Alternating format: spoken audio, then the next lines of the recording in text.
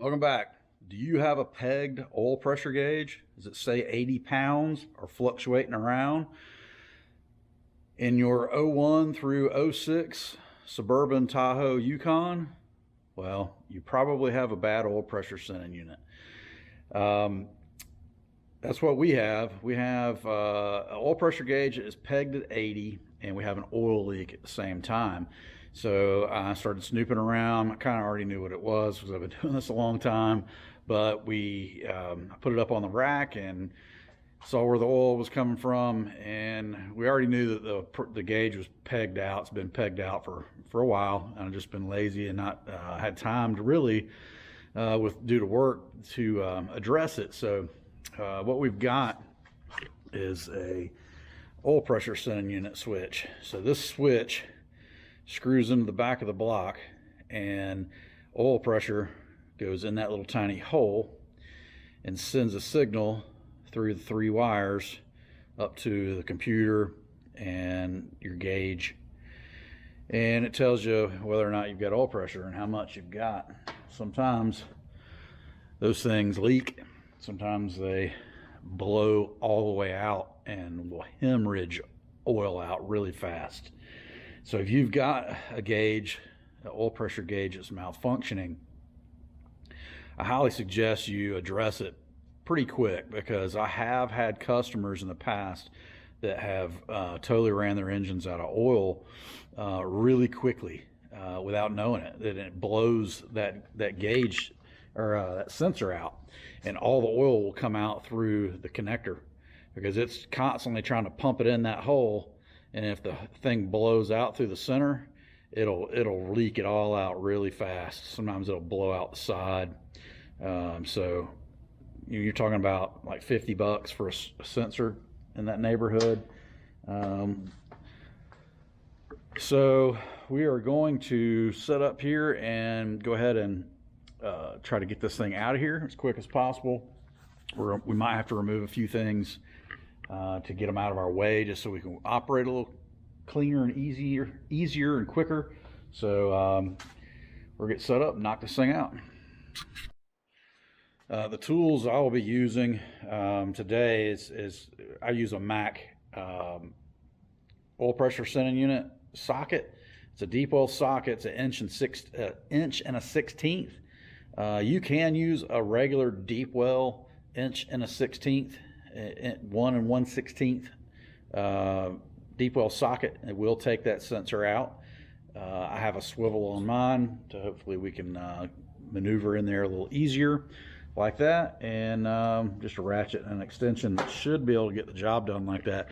Now we're going to make sure we don't have to remove a fuel line or any kind of obstacles that may be in our way to get back there. And I'm going to try to show you with a mirror where that sensor's at. Okay, so we are looking, this flashlight's a little on the bright side, but we're looking at the driver's side back corner of the engine block. Okay, well, we're really looking at the back valve cover, or the back side of the valve cover and the coils, but that back corner where the light's beaming down is kind of where the switch is. It's down kind of below that fuel line. It's kind of down below this fuel line right here. Okay, so I may unhook that line right there if I have to get that out of the way, but I may not have to. I may take this cover off, which is useless anyway, and get that out of the way. I don't know if I'll put that back on or not. I guess I will, just to keep it factory, but it's just to jazz it up, make it look better. It doesn't have any function whatsoever. So I have seen guys take this vacuum line off. I don't know if any of that is necessary, so I'm going to try to get my hand down in there, but I was going to try to show you the switch with a mirror, which may be really hard to do with. That's the injector. It may be hard to do by myself here. I don't know if you can see that, but you can see that shiny oil, and the connector is right there. So basically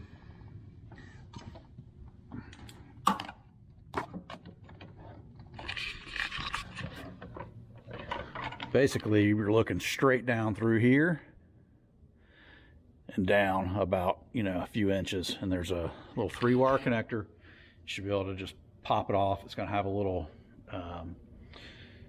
retainer on one side where you just lift it up and slide the connector off, and then you should get your socket down on top of it, screw that thing out of there. So that's what we're going to do right now. All right, I'm going to attempt to do this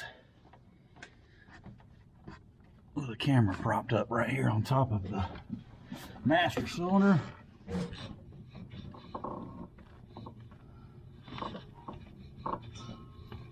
Alright, our connector is off. Alright, our connector is off right there, and you can see that there's oil all over it. This thing's been leaking pretty bad, so I'm going to clean that oil off of there with some brake parts cleaner. Okay.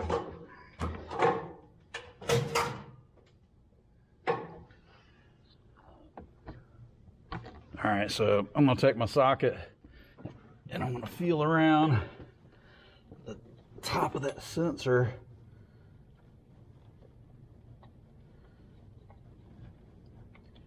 Here it is.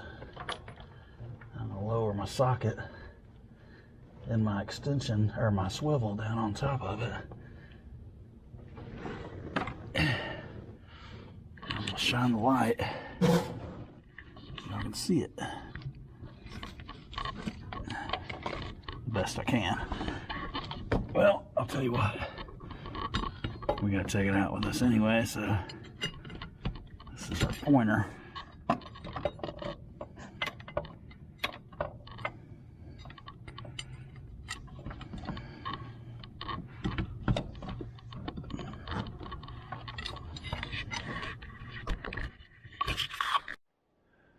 Okay, so you can see I've got the extension on the socket, or on the swivel,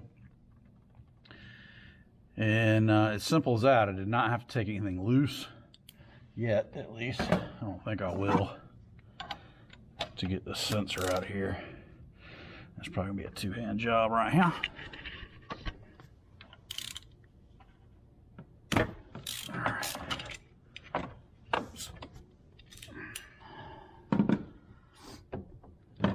Extension popped out, but I think I've got it loose enough where I can walk it out by hand now.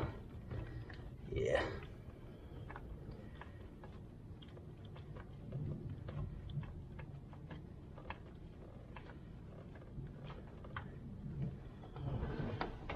And there's your sensor. All right. And you can see it's covered in oil. There's oil inside the connector. And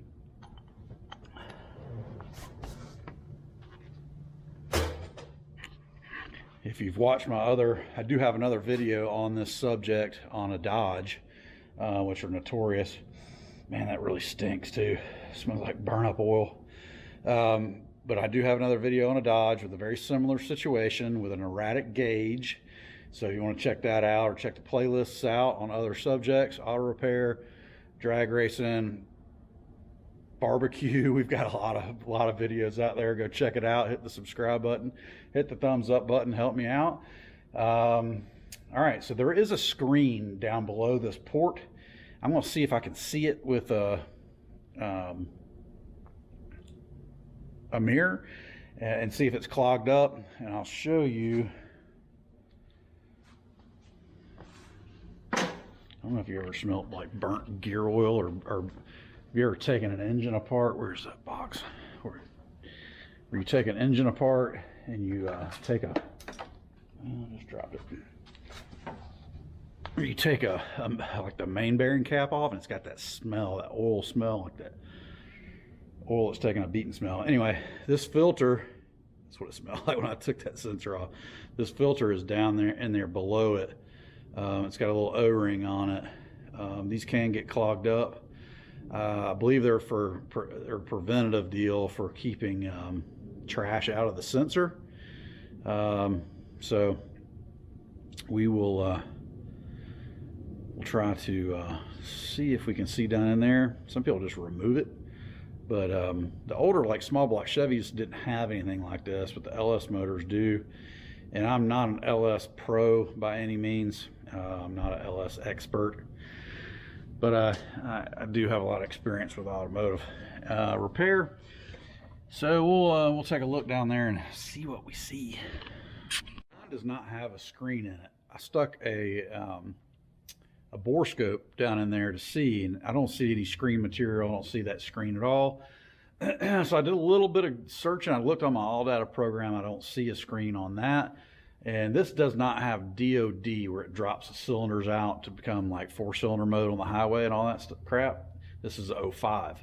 So I don't believe mine has a screen. I didn't do super deep digging because I really don't care on the internet, but it appears that the ones that don't have DOD didn't have the screen. So I'm just going to screw this sensor in and we're going to be done with it. I didn't have any brake clean laying around. I thought I did, but I must have used it all last time I was out here working. So I just wiped that connector off. If it gives me any trouble, I'll pop it back off and squirt some brake parts cleaner on that connector to get the residual oil off. I wiped it off the best I could with a shop towel. So we'll screw that new sensor in and plug it up. Hopefully we don't have any leaks, and hopefully it reads right, and we don't have to worry about that screen on this one. So that may or may not be your case depending on your year, but this being a 05 5.3, I didn't have to deal with it unless somebody's removed it before, but I'm not putting that thing in there and going through all that because I don't think it's supposed to be in there. All right, we'll get the gasket on this thing and screw it in. I've heard of people pulling those screens out on their LS engines when they have low oil pressure problems. If they're plugged up, that's one thing. But if you're just pulling that thing out of there to try to increase your oil pressure at your gauge, that's not doing anything for you. It's just giving you a false reading. So the ones that have the screen in it should probably stay in it, but you can change it out. There's some videos out there on feeling around for the hole. I can't find the hole. There it is. There's some videos out there on removing that screen with like a lag bolt, I think it was like a 6mm lag bolt or something like that. Or you just barely screw it down into it and it grabs it, and then you can pop it out because it's got that overhang, and I bet when it gets all gunked up with oil, it's probably a pain in the butt to pull out of there because it's kind of in a bad spot. You can't really see it without a mirror, and you can't get your fingers on that screen, I would imagine. Whoa, my ladder's falling. Got a little step ladder I'm standing on. All right, I'll put my socket back down in here on top of the sensor. I got it started by hand. Okay.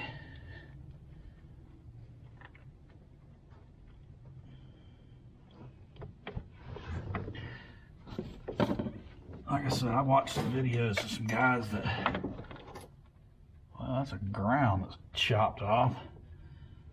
Probably ought to put that back on. Anyway, it fell off right there. You gotta repair that.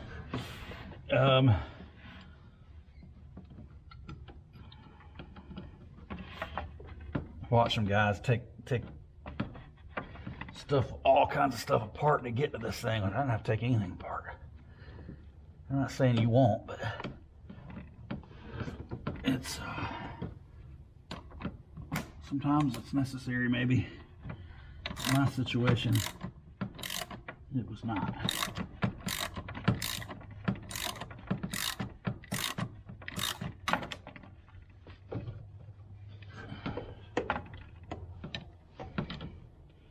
Now, I'm not getting a real good direct hit on that swivel.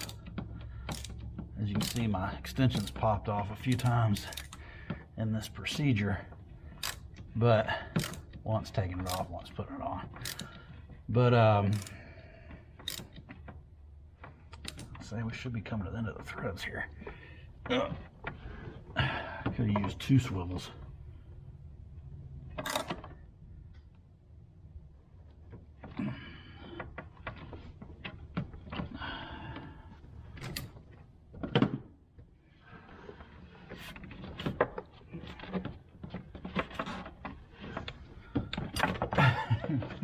That's how things go. Sometimes you can't get them to stay on, sometimes you can't get them to go off.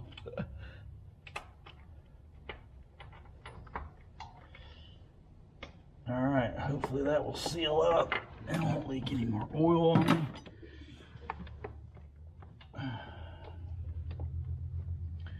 Now I'm plugging the sensor back in. It will only plug in one way, and you can feel the notch for the little tab that keeps it's for the lock to keep it plugged. You'll hear it click. Hear that? So I gotta get my hand back out of there. All right.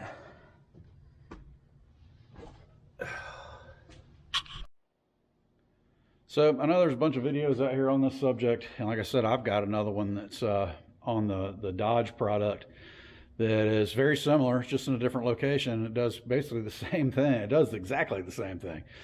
Oil goes into the end of the sensor. The sensor has a little diaphragm inside of it, and it causes resistance. It changes resistance. It changes your gauge. It tells you how much oil pressure you've got. So when that starts going bad, sometimes it'll fluctuate. Sometimes it'll drop to nothing. Sometimes it'll peg high, like mine's doing, to 80 max. Let's fire this thing up and see how it reads.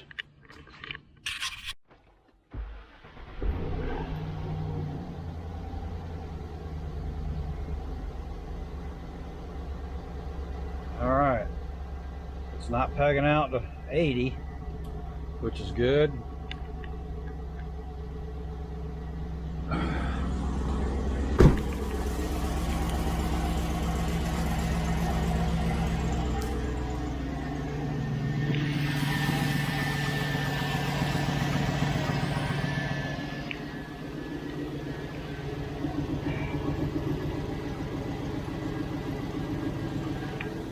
And if it's leaking, it's not leaking bad.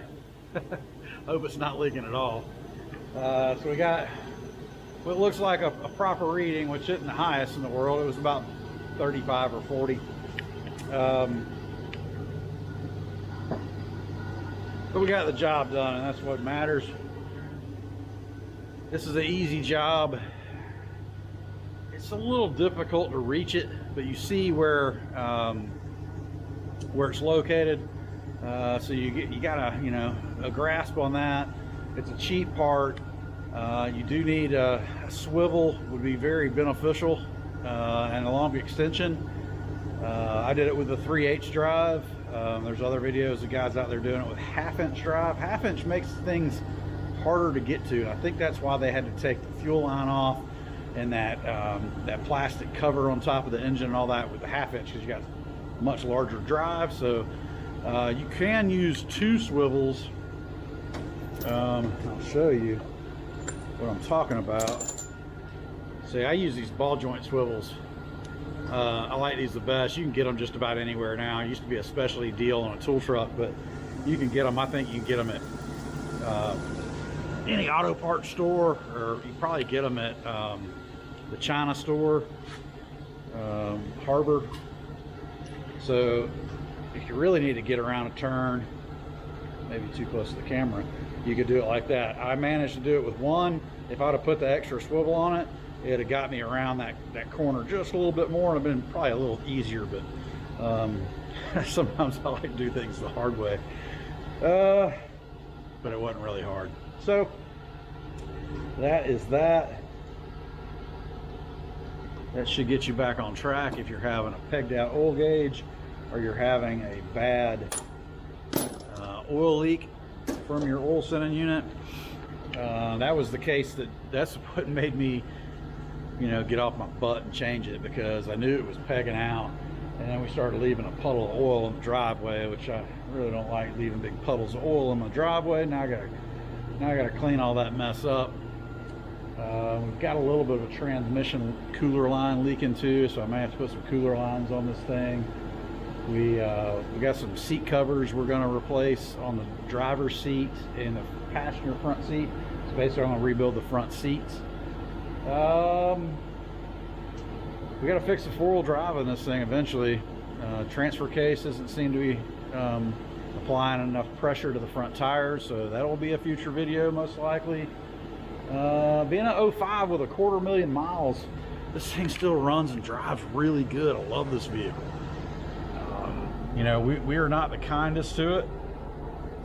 Let me open this door.